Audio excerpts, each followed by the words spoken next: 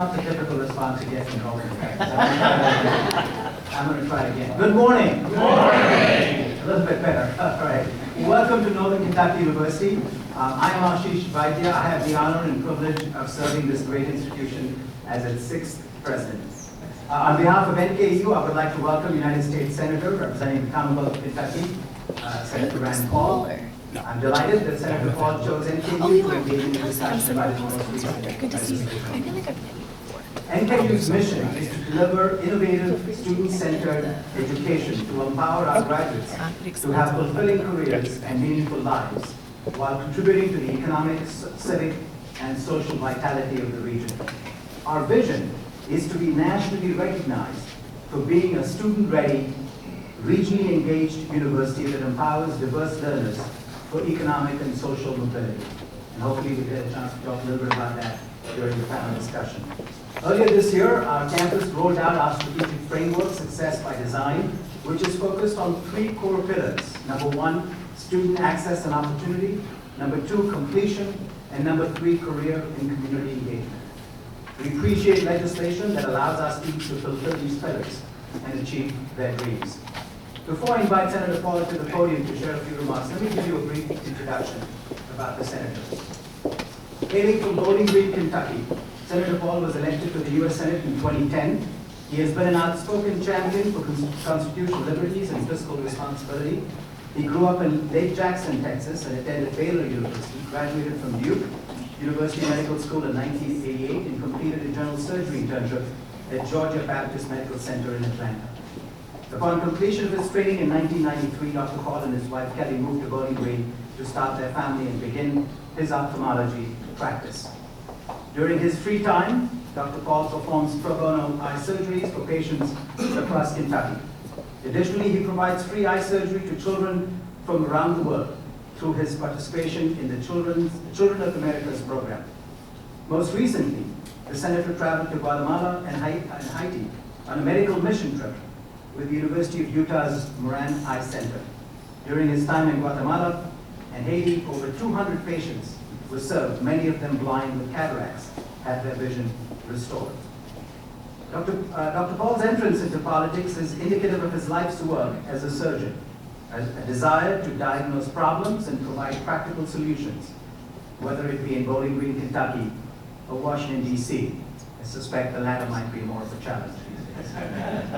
The senator has been married for 29 years to Kelly Ashby Paul of Russellville, Kentucky, and they have three sons together. It is my pleasure in welcoming Senator Rand Paul to the podium.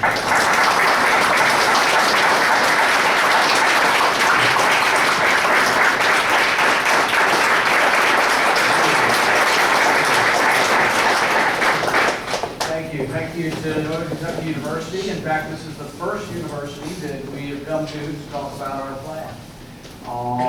I think it's one of the things that probably everybody now agrees is a problem, whether you're a Republican or a Democrat or an independent. Kids are winding up with a lot of debt. The average debt's about $29,000 per college student. Interestingly, I saw the other day that about 25% of kids, college kids, graduates, go on to graduate school, but half of the debt is actually for the ones who've gone to graduate school. So there's really a disproportionate part of this. In fact, I was talking to somebody yesterday about a spouse who had $200,000 in debt.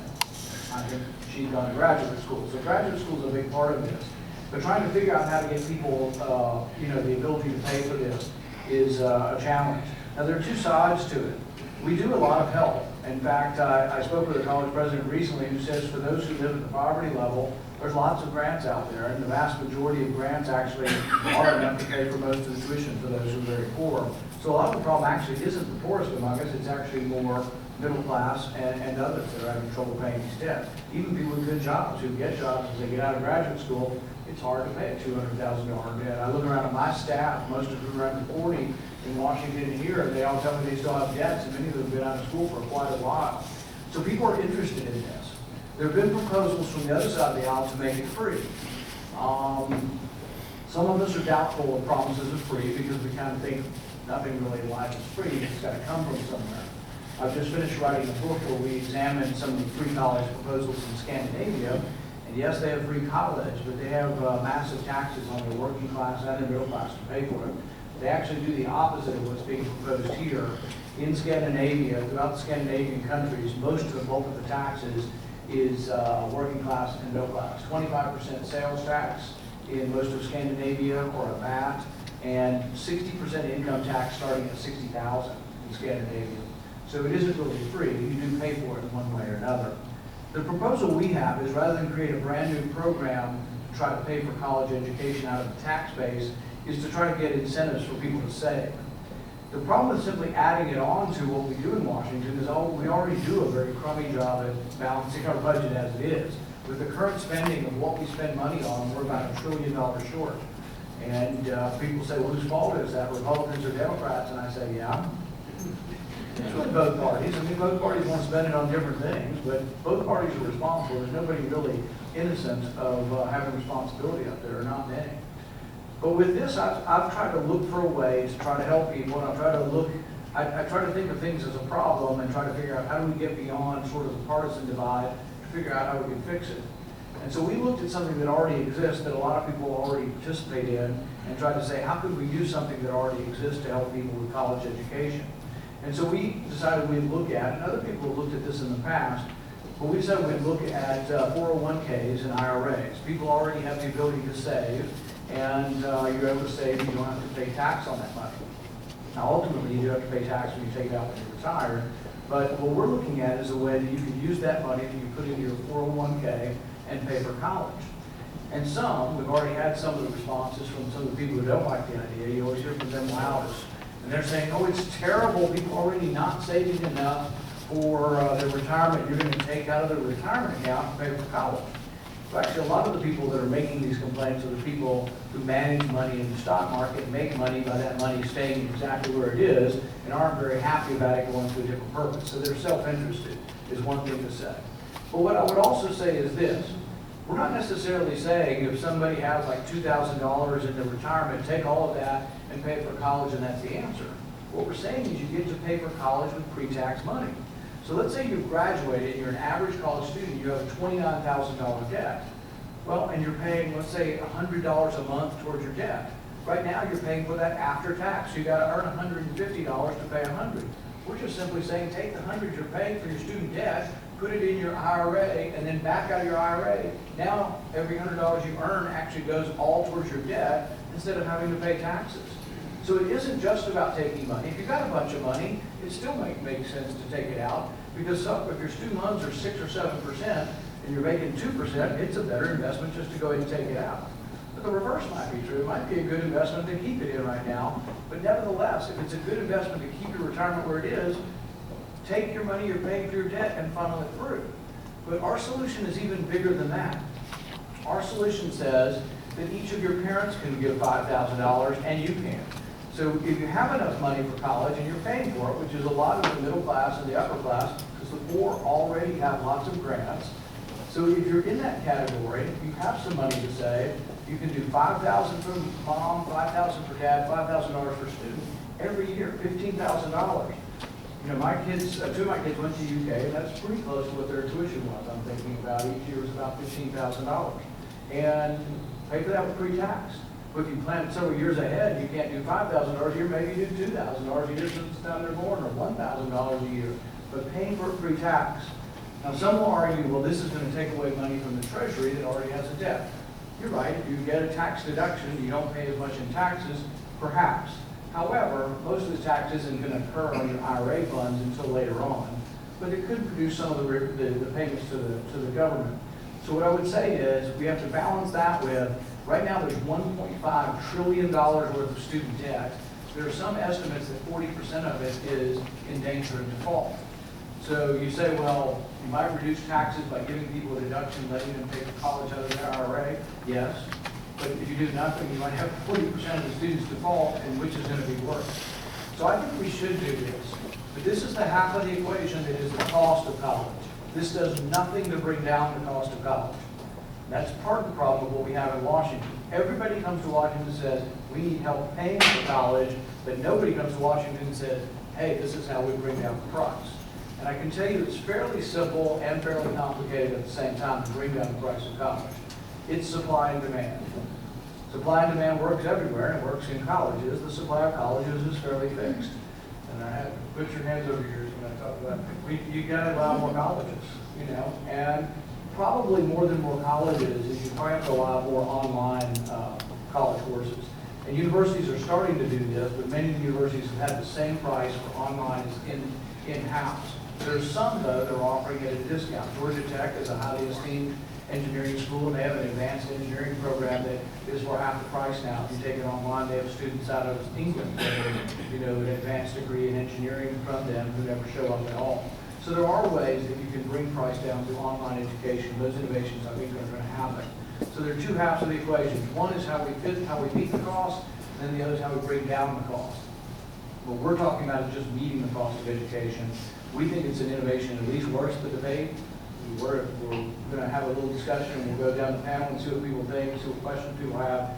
But then we're also willing to hear from the audience. We're willing to hear criticism as well. We're already getting some in the media criticizing it, and we'll read that. One of the things that people suggested already, I think we're going to do to change the bill, is add grandparents into it. Right now we have parents who can help their kids, but do you know who the richest people in our country are? Your grandparents. You get richer each decade. On average, every decade, the older you are, the richer you are. It's not obviously individualized, but it's generalized. That's true. And so a lot of grandparents might have a lot of money in their 401k, might be more inclined to help grandkids if it were tax-free. They could take it out tax-free. So anyway, with that, why don't we open it up for questions? Or only start with the panel, introduce yourself, and work our way down. If you have something you want to say, go ahead and say it, we'll see it. I'm Rebecca Reckers. I am an MBA from NKU. I work in corporate finance, and I am also a councilwoman for the city of Erlanger, and I will, my family will significantly benefit from this proposal. Great. Well, thank you, Senator, for sharing some of your views. And yes, we talked about supply and demand. I happen to be an economist by training, so I believe in that. I also believe there is no such thing as free lunch, so we're on the same page on a few things right off the bat, so that's wonderful. I'll just make a couple of quick comments really from the NKU lens, and I mentioned briefly about our success by design framework. I think you're absolutely right about saying that we have a challenge with the student debt crisis, but I think the challenge is more with repayment than it is with the scope of the debt crisis itself. So the first observation I'd like to make is that when there is a trend towards more borrowing to pay for college than has been ever in the past. That's number one. And the second thing is because that's where most of the young undergraduates are saying, you know, we'd rather take out, it's an opportunity that they can take advantage of. The second thing, and I will argue this and advocate for this very strongly, going to college and getting a baccalaureate degree, especially from institutions like NKU, is still a great investment in your future. There's no question, there's no doubt, there's tremendous empirical evidence. So, you know, when you still see those questions about, well, is college worth it, and so on and so forth, I will argue vigorously that in fact it is. It's a great way to prevent the down risk of recessions. It's a great way to help your future potential. We're talking about graduate student debt, which is in fact even more so. So let's talk about the observation. Number one, going to college pays for itself. It's a great return on investment. You make significantly more than if you went to high school. Number two, what are the ways in which you pay for college? One of which is to take loans and try and meet your needs. Number three, how can we make college more affordable? And you're absolutely right about that aspect of it. It's something that NKU and our folks have been really focusing on a great deal, making sure we maintain our tuition structures as possible, providing as much aid as possible to students in need. And number four, how do we make sure that the outcomes of college completion are what they need? NKU has been very regionally focused. So we decided, we looked at the region to say, what are your needs? What are your workforce needs? And how can we prepare our students to go out into the workforce? On the average, NKU's net present value and returns is very, very high. There was a recent study that came out of Georgetown University that talked about return on investment across many institutions. And I was very proud to see that among the Commonwealth of Kentucky, NKU was really at the top when it came to 10-year net present value of future earnings. So all this is to say, I think we need to think about some really good, I would say, bipartisan, nonpartisan, practical solutions that can really get the outcome, which is having more students And the Commonwealth of Kentucky, only 24% of our students have baccalaureate degrees. We need to increase that numbers. And that's the outcome I'm happy to explore and find ways in which most students, especially those who have socioeconomic challenges, find a way to get to college and compete there. Well, I think the president made a good point. And when we talk about trying to avoid debt, your bill also might help you there. If you've already got the debt, it's going to help you with a way to pay for your debt, pre-tax dollars. But let's say you're planning, your kid's not going to college yet, and you've got years to plan, maybe less people will have college debt because they can use pre-tax dollars for this. And then the only other argument I'll make for why college should be deductible, to me it's a business expense. Because basically you're talking about how you need college for your career and it's going to benefit you having college. Well, it's a business expense. College ought to be a business expense and deductible against your future income because you've come here for business. That's why you've come here. So I think there can be an argument for why we should make college deductible. Yes, thank you, Senator. Kevin Canifax, I head up external affairs for Fidelity Investments Midwest region. Of course, we have a regional operation here that employs 4,200 people, many of whom work every day with individuals who are plan participants in 401k or 403b plans across the country. In fact, we have over $765 billion in administration under management. Student debt crisis is very real, it's very serious, and we are committed, Fidelity, to help find solutions to this issue. I want to applaud Senator Paul and Greg McNeil, who drafted the bill, the Helper Act, for addressing this critical issue. We look forward to working myself along with my colleagues in DC in terms of understanding the complexity of the bill and all the aspects of it, because fundamentally it really comes down to this when you talk about student loan debt. We need to make it easier to understand. I think for a lot of people it's very daunting, it's very confusing. Because we work with so many companies in which we administer their plan benefits, they're coming to us saying, can you help us with this student debt loan crisis? We don't know what to do, we don't know how to approach it, and I'll speak a little bit later about some of the things we're doing there. And representative of this panel here this morning, the policymakers, the industry experts, and the academics all have to come together and figure out what the real, as Dr. Padilla said, the real practical, nonpartisan solutions are to resolve this issue.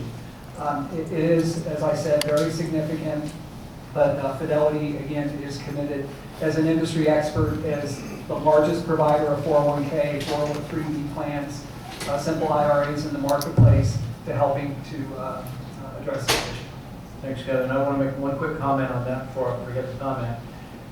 You know, some are concerned in the financial industry and are opposing this immediately, saying, oh, you're going to take money out of the stock market, we're going to take money from that you like having invested in poor people. I think the other thing, the contrary might happen. I think there's a possibility that, yes, some people don't have any money other than their 401k, may move it to pay for college. But what about all the people who now will be saying, you know, I've been paying my debt outside of a 401k, they're going to funnel it through a 401k, and someone's got to manage that. And all the people who say, well, my kids are 5 years old, I'm going to start planning, I'm going to get them a 401k at 5. And somebody mentioned to me on the way over here, we were talking about how this is so much better than a 529 plan. If I put, let's say I have $20,000 in a 529 plan, my kid decides not to go to college. He wants to enlist in the military and not go to college. That money's kind of stuck. If I put it in a 401k, actually that's my kid's, it's the beginning of my kid's retirement plan. And so I think there's a chance that the financial industry doesn't have to worry that all the money's going to flood into the student loan market, that maybe new money comes in with all the people who want to save for their kids for college. I think fundamentally that the primary pause for our industry, particularly Fidelity, is within the details of how this transaction occurs, right? Because we're heavily regulated, there are so many complexities relative to putting money in, taking money out, you know, pre-tax, within plans, within 401k plans. So again, we're very receptive to the proposal and trying to understand how we can better work, not only with the Helper Act, but there's the Parity Act that exists, the Retirement Savings Act plan. There are other proposals that are in the works, and again, I think it comes full circle back to the point of having the policymakers, the industry experts, and the academics sitting down and really figuring out what the optimal solution is to address this More crisis. than that, too, that's part of what this is. Right. We're going to throw the bill out there, we're going to hear feedback, we want to get Democrats on board with this, we we want business on board, we want universities, so we're open to suggestions. Sure. My name is O.J. Oleka. I am the president of IQ. IQ is the Association of Independent Kentucky Colleges and Universities in Kentucky, obviously. Schools like Thomas More, Center College, Transy, those are the schools that I get to represent and work with. This particular bill, I think, I look at it directly from a very focused and limited perspective from how this would impact the students that graduate from my institutions. Whenever you're talking about college affordability, you're talking about college access, you have to think about it from those two end words, affordability and access. And how do those things lead to opportunity? Because at the end of the day, as we've been discussing thus far, a college degree is beneficial. There are some estimates that getting a college degree can add over $1 million of income over the course of your life. So think about that. You get a degree, you have the opportunity to be a millionaire over the course of your career. I think with a bill like this, what it does is it creates the opportunity to get rid of that barrier on the front end of access. Because the research will tell you that students a lot of times choose not to go to college, even though they're qualified to do so, because of financial anxiety. So they can't afford it, I can't do it, it's too much. They decide to get a job immediately thinking that that will be a greater contributor to their long-term overall financial wealth, and that's not the case. So what this does is it says, here's another option for you, student, family, and employer, to contribute to an individual's opportunity to get a college degree. Because the other idea about this is access. Who are we trying to make sure gets to go to college? And as Dr. Paul pointed out, there are a lot of resources for low-income students, as there ought to be, and there are folks on the other end of the spectrum who can simply pay out of pocket, but there's a large group in the middle, my family is part of this, where people work hard, people did all the right things, my parents did, but don't make enough money to contribute everything to help their students go to college. But my parents were able to push us at least, so all three of our kids, or all three of their kids did. Now we all have a little bit of debt as well. A resource like this could be incredibly beneficial for students who are trying to figure out how to pay for college on the back end.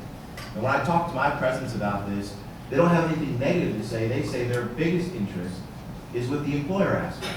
If an employer is able to offer this resource to students who are coming out of college, my generation, millennials who are already out, and folks that are coming after them, this is a benefit that not only employers can say, this is what makes me a better option for you, worker, but this is something that students can also ask for when they're coming into the workforce. So it creates an opportunity where people can save, people can cut down on debt, but it's after they've gotten the opportunity to go. And that's the thing I don't want us to miss in this conversation. As Dr. Paul pointed out, too many things in Washington trying to say, well, what can we make free, which means somebody else is paying for something.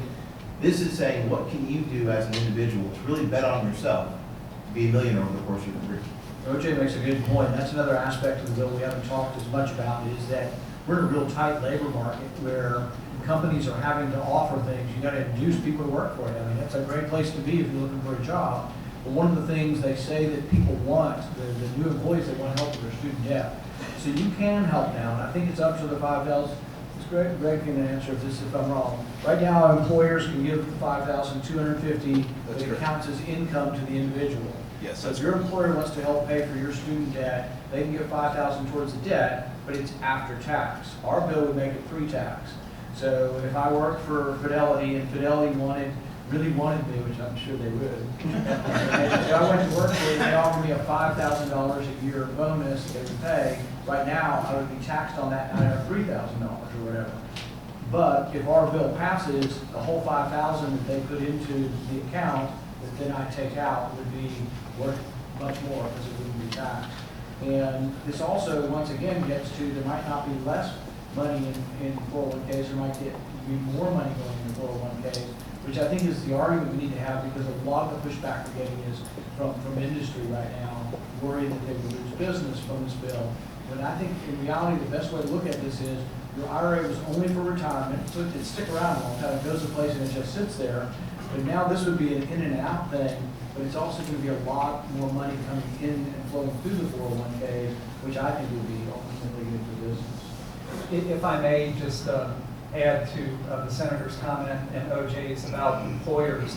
I referenced in my opening comments that we're working with a lot of companies across the country and helping to develop platforms for them to offer some sort of incentivized or matching program to relieve student debt. At Fidelity in 2016, just to give you some perspective on this, we launched the Step Ahead Student Loan Assistance Program to help pay down student debt of people that we hire. To date, 10,000 of our employees, we have 40,000 people across the country, have taken advantage of that. That's millennials, that's Gen X, that's baby boomers. It's just, this is not exclusively a millennial issue because of the graduate program for students that we reference. That has totaled about $55 million in direct principal paid on those student loans of those 10,000 associates. That's about $5,500 per employee. So that's what we've done at Fidelity, step one. Step two, we created a student loan tool for all our associates to access, which gives them a very clear picture and understanding of what their portfolio is relative to debt and what their options are to pay that off. And you'll hear me, if you know me personally, if you know anything about Fidelity nationally and in this region, one of the huge failures of our country and opportunities is around financial education. And OJ knows this because we worked very closely did when he was with the state treasurer. We have to better educate our population, particularly our young people, about financial education, financial literacy, because people don't have a fundamental understanding of interest rates. So when they sign these student loans, they have no idea what the principal is versus the interest rate and what they're going to be paying over time. So there's a huge opportunity on that front. I just want to conclude that before we go on, because I think those are two fundamental points to think about. When you're looking at public policy, you have to look at the future. You have to look at what policy is best, not only for the way society currently is, but the way it ought to be oriented. And I think as Dr. Paul is pointing out, as Kevin is pointing out, savings is incredibly important. And finding private dollars to pay for education is better than trying to tax other people to make sure that the public has the money. And the reason why I bring that up is because if you have more folks who are investing in their 401k, for example, my family, my wife and I, we decided to invest in our 401k. Our future children, they'll go to college. The idea is if we can start saving now, then there is more money in the stock market. There's more money to be invested. Then these are private dollars that can be used to pay for an education. That's profoundly important.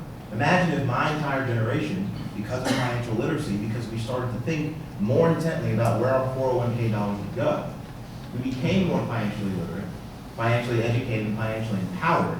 And as a result, there's more money invested in the stock market, for capital investments, for production, for opportunities for the entire economy.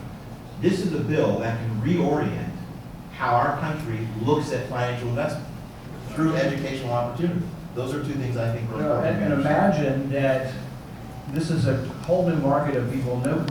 Almost nobody's child has a 401k. You might do a 529 plan, but now every child in America, if their parents are going to save, would get a 401k, and they would be saving through that. And so I think the potential for this is just enormous. And I know we have some naysayers out there, but we're excited about it. My staff's excited about it. Half my staff thinks it'll benefit them. So, I mean, we are excited about it. Let's go to the rest of the panel. Yeah, thank you, Dr. Paul. Well, I think the goal is for people that take out student loans to be able to pay them back, right? And I think this gives you another tool in the toolkit to do that.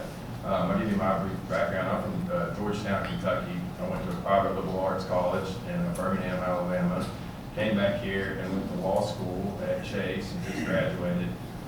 Billy called me and said, do you have any student loan debt? Would you like to be on the panel? I said, Billy, you've been reading my mail. But, you know, I'm an optimist, and I do want to pay my loans back, and I do believe I have the duty to do that. And so I've been paying them back now for about a year, and I've had to get creative. I've got some side hustles, you know. I'm an assistant Commonwealth attorney, but I've got a little side DJ gig I have to do that. DJ the party last weekend. My neighbor needed help splitting wood. I helped him all weekend. He paid me a couple $100 to do that. So the fact that I can maybe have a side hustle, maybe put some pre-tax income on it, and then you can make it work, and everything together can really help you get on the right track and pay these loans off. I think that's great. Let's go back to the panel. If someone thought of something they want to say, if not, then we'll go to the audience. Anybody? Anything like that at this point? Some of the other aspects outside of the ability to use the 401k non-tax dollars is the possibility of the lift on the cap for how much interest you can deduct with taxes and eliminating the income qualifier, the phase out. So that affects a lot of working professionals, particularly people who married filing jointly or high income earners that are individuals. It will considerably help them from a taxation standpoint, because a lot of people are disincentivized to go for a promotion because it's going to knock them out of being able to take advantage of the tax deduction option. So this would be Realize the people with the most debt have graduate degrees, so they will be making what most people consider to be a decent salary, but they have $200,000 in debt, and they have a house debt. I mean, there's just a lot of debt. And so I think we shouldn't phase out the interest. Greg, you know when it phases out, how much? Starts phasing out at $60,000 for an individual, and it phases out entirely by $80,000. Right. But you can make $80,000 a year and still struggle to pay a $200,000 debt. Absolutely. You know, Yeah, Senator, the only thing I would add is, I completely get your point about the graduate student debt, and that's a real issue, but at the same time, as we said, and I'm glad to see our Chase alum here talking about how he's doing side hustles to pay back. On one level, I think I'm less concerned about those who are seeking MBAs and going to medical school or because their ability to pay back is significantly improved because they have that additional push. What we've seen at NKU is that for our incoming students, so about 39% of students at NKU are Pell eligible recipients. 50% of our students are first generation to go to college. So this is the kind of student body we serve. And so our purpose is to make sure that how do we make it easier for them to not be persistent after everything is thrown in. Student aid, and we're very happy about how much we do and keep our net price down. There still is a gap, an expected family income gap that these students find. It roughly averages about $5,000. Very pleased that we announced a wonderful scholarship program that just launched this year to help for that. So we're going to find every way we can to support it from other means. But that gap also brings about some financial anxiety and stresses. And quite often that gets in the way of completion, which is what we want to try and do. So the more options we have on the table, the better off we'll be. But I'd like to sort of pose a question more. I think one of the challenges that I've seen with the income-based repayment plans that we currently have is they have a very fixed timeline of 10 years, right? And we know that when young undergraduates get out, the young alums get out, that's when they are most vulnerable, both with the ups and downs of the job market. They don't have really steady income, they're just starting out. I looked at NKU numbers. Depending on the field of study, you could start off with only 21,000, or I had 64,000, depending on the field of study that you have. Of course, we'd like to see more folks get on the higher end, but that depends on the field of study, what you're passionate about, how you get out there.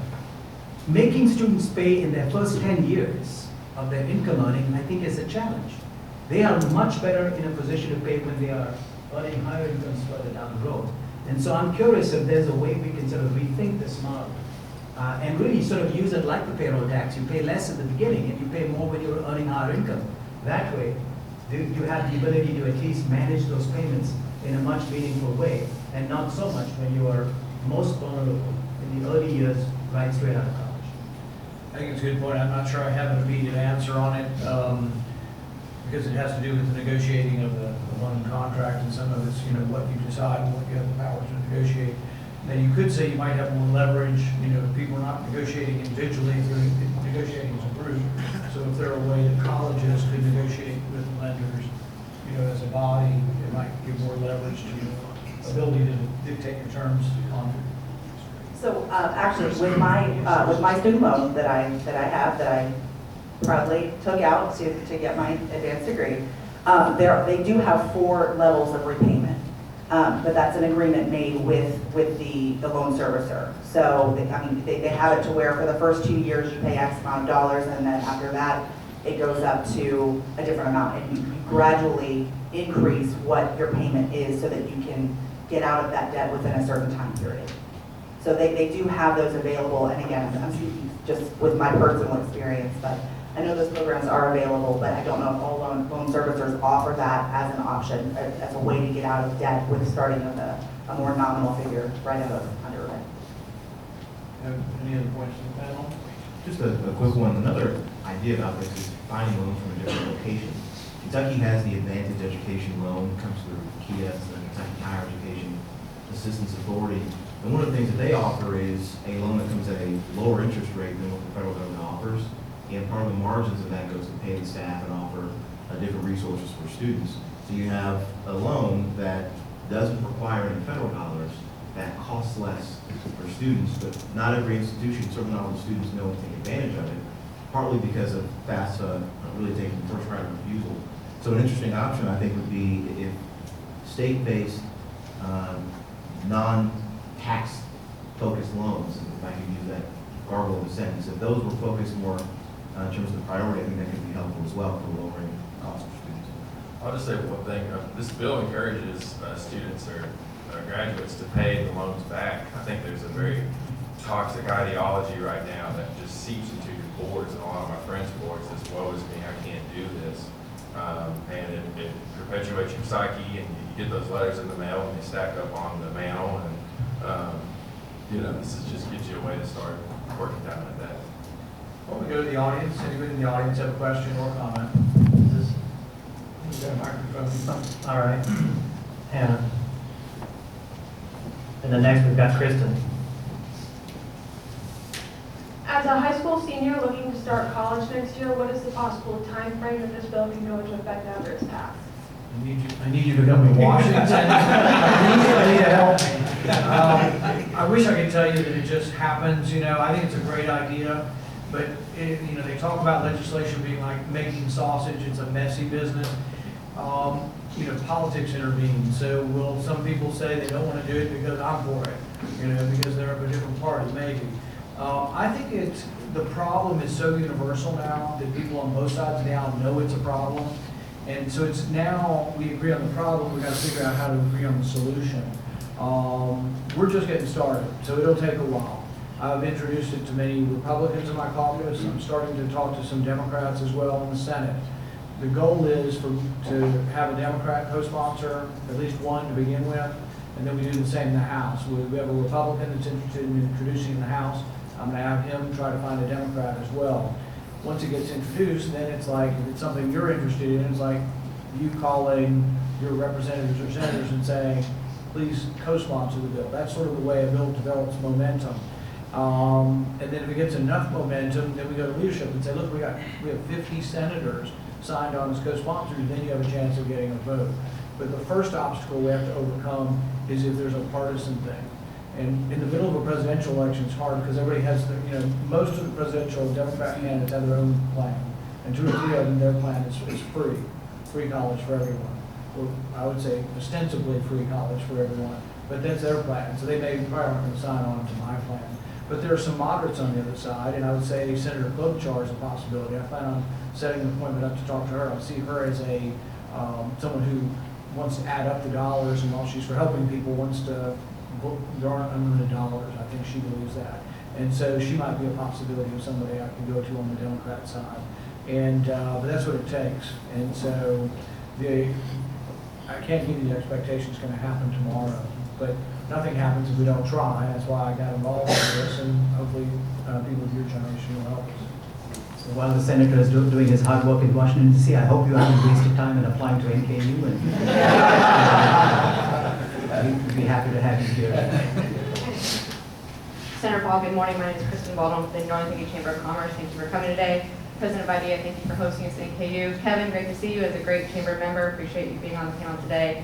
Thank you for this conversation. I think it's a good conversation we had about student debt constantly coming up over and over again as we talk with our members and things. Board members had to leave today. We had a question that's very specific, so I need to ask your staff about this later. The question is about for the $5,100, that will that go towards the $19,000 cap on the 401 contributions? You're right, I'm going to have to ask. Correct? Okay. It's still within the cap. You still have the Still $19,000 go cap. towards the cap, yeah. Okay, so if you withdraw that, you still can't put more money into it, you still have the $19,000 cap annually. Okay. Yes. But I'm open to increasing things like that. So, I mean, this is part of the discussion. If that affects a lot of people, whether or not we would consider it. We The same do. way that I think, Greg, we also have grandparents too. The other question I have, here, I'm going to ask questions too. It says dependents. Does that mean the child has to be still declared as a dependent on your tax roll? So like, I've got 2 kids that are no longer dependents, And if they had college debt, would I still be able to help them, or I wouldn't be able to? To answer your question, they do still have to be filed as dependents. But that's another thought, because a lot of kids are no longer dependents, you're probably not a dependent, you know, so once you're not a dependent, if I were your parent, want to help you, maybe we should consider that also, that, because if you're gonna add grandparents, then they're no longer dependents and grandparents, so if we look at adding grandparents, why don't we look at not limiting it to parents just when they're dependents? Yeah, we can do that. But to also answer your question, the amount does still apply to the cap, but we raised the cap to $25,000. The cap is in your proposal for $25,000? Yes. Okay. Yeah. For my member who had to leave earlier, I need to connect the two of you because I think the association has a lot of questions, a lot of input, and very encouraged by the work you're doing. Absolutely. Thank you. Thank you, Heather. We're going to do Sarah and then Steve. Good morning. First, I'm going to say, Senator Paul, thank you for bringing this very important topic up and for actually focusing on things that are going to help Americans. And thank you to the rest of the panel. I'm so impressed by all of you. My question, I'm an attorney at Dinsmore and Shoal here in town, but more importantly, I'm a mother of a 4-year-old and a 2-year-old and investing in a 529 plan. You had mentioned that maybe that would be something that I would change after this and open 401k plans for my children. And I was just hoping to get more explanation as to the mechanics of that. Well, I guess a couple of reasons. Your 529 plan, you're giving after tax. This would be pre-tax. So it's a huge advantage. You wouldn't have to pay tax on this money. It would be a deductible against your income. But the other thing is this, and we worried, I did 529 plans with my kids, but I got to the point where I worried, because I've been doing it since they were born, that I might have too much in there, in the sense that if they chose state, and 2 of mine did go to state school versus private school, is that then I got that money, you can't do anything else with it pretty much. You're kind of stuck with the 529, whereas the 401k, let's say one of your kids grew up, just didn't go to college at all, and all of a sudden you have $20,000 or $30,000 sitting there, it just becomes, it's a great gift to them. They have a great retirement program started, you know? Okay, so my clarification is they're not getting an individual 401k type plan. It's just you're focusing on mine. No, I think they could also. See, I think that's Set up a where dependent Roth flows. 401k Sorry. or an IRA. But you could do it through yours as well. So you could do it because we're allowing you to actually use your 401k to pay for your kids' college.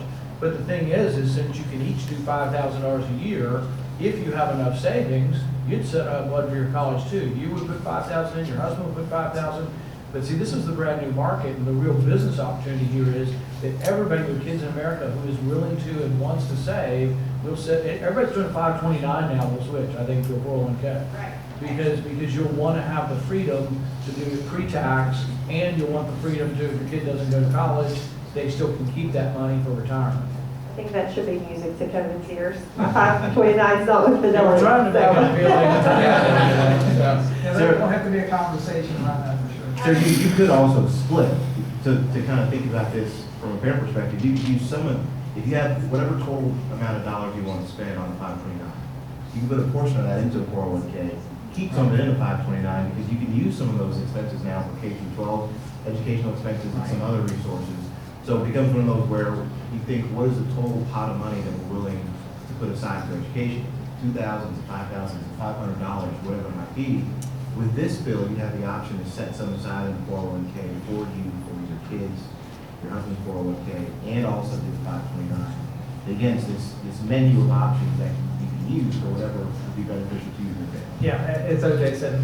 I think what's really appealing about this bill and all the other options that are on the table is that you want to provide a menu of choices for people that best fit their lifestyle, their personal pursuits, giving people flexibility. That's the key. Senator, we had someone ask about a uniform gift to a minor's account. That might be a great question. Sounds like a great question. Yeah. I might have to dig into that a little bit.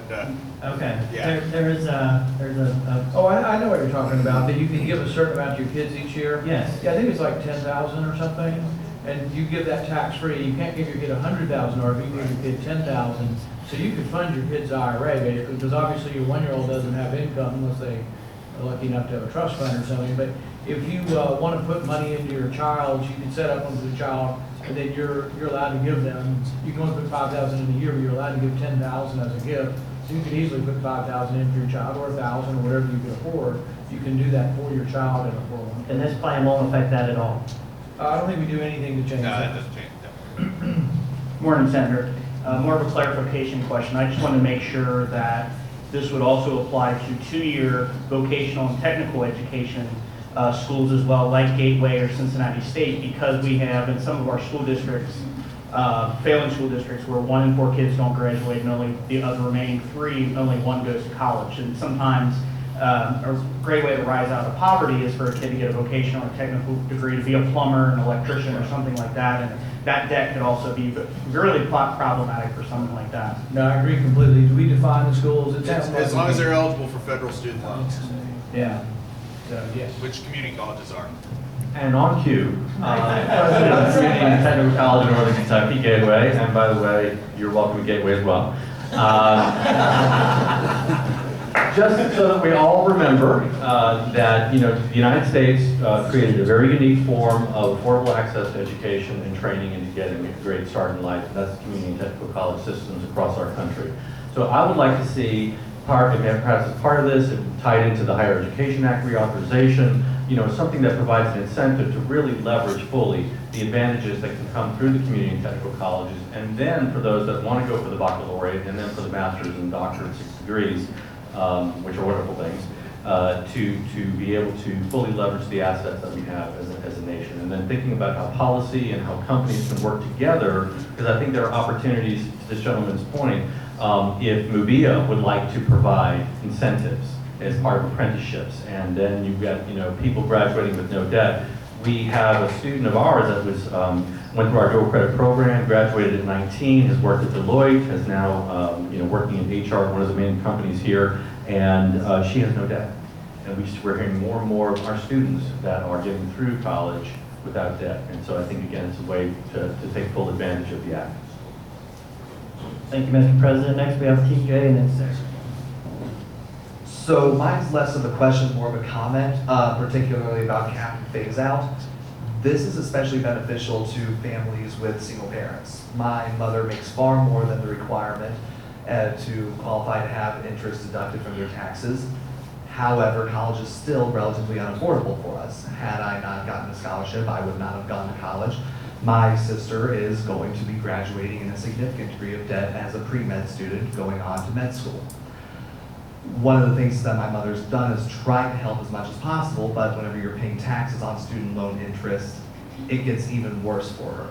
And with that, just wanted to put that out there to say that this is helping people who are even at further disadvantages, such as single parenthood. Good morning, Sarah Hausman. Leave it to Billy to get a Democrat in the room today. I'm a proud UK law grad. I'm not married. I'm 30 years old, so not on mom and dad's payroll anymore. So my first question was going to be about the dependents, which I think you sort of answered. I think you will garner more support if you remove that. And I know I've discussed with my parents about repayment options. So my next question would be, would you be able to pay off private loans, or do they have to be a federal loan to use this? Federal loans. But just federal loans? Just be federal loans right now, yeah, but that might be. And that's most of the marketplace? Yep. Next is Stuart. Any other questions? Will you call Amy Klobuchar and tell her to do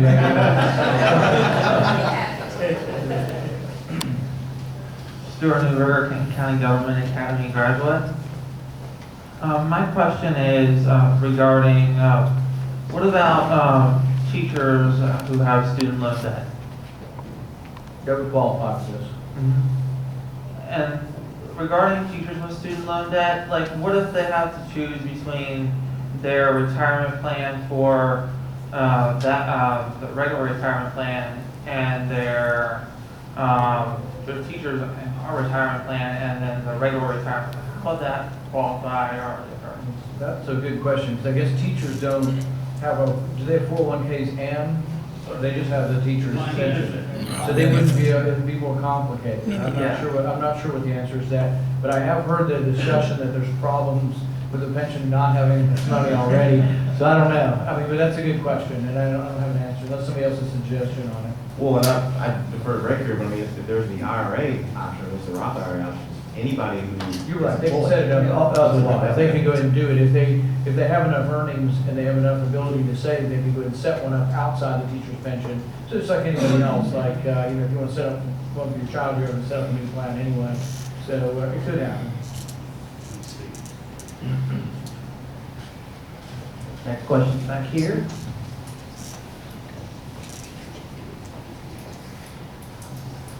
Hi, my name is Jared Rosley. I'm a third-year law student at Chase Law School. Thanks for coming, Mr. Paul. My question was the practical aspect of getting the bill passed. You're going to need some Democrat support, so would you be willing, I think your plan is a good plan, but would you be willing to maybe consider a plan that the Democrats possibly have, like, for instance, Obama made the student loan forgiveness program. Right now, 99% of the applications are being rejected. So would you be willing to maybe push towards having those applications get accepted and that plan go through the process while at the same time garnering the support for your plan? I guess my first thought is that a bill like this isn't really absolute in terms of there's a moral and an immoral position, they're numbers. So this is sort of the kind of bill where splitting the difference is, so if we got a Democrat and they said, well, we think it's good, but we'll only do $3,000 a year.